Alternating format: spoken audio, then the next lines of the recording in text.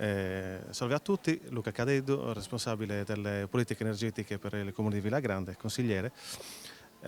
uno dei, diciamo così, dei curatori per quanto riguarda il PAES del Comune di Villagrande che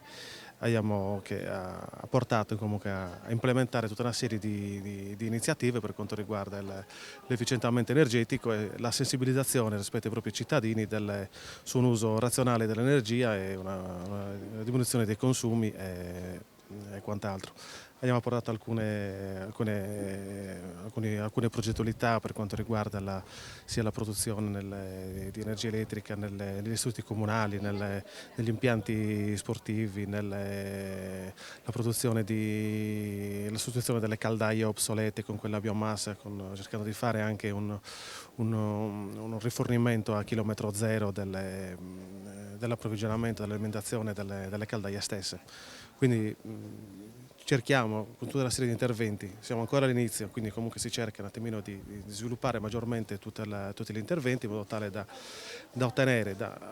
seguire sempre il PAES da un punto di vista ma comunque di ottenere comunque un risultato che sia positivo sia per la comunità sia dal punto di vista anche del bilancio del comune che ne trarrà sicuramente, ne sta traendo sicuramente beneficio. Quindi essere sostenibili significa anche risparmiare? Beh, diciamo così, non c'è, la sostenibilità non può precludere comunque il risparmio energetico. Come diceva comunque anche in un'intervista rivolta a alcune istituzioni tedesche per quanto riguarda anche il riciclo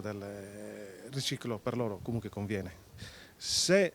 non portasse comunque una convenienza diciamo così, anche pratica, non so poi l'eventuale virtuosità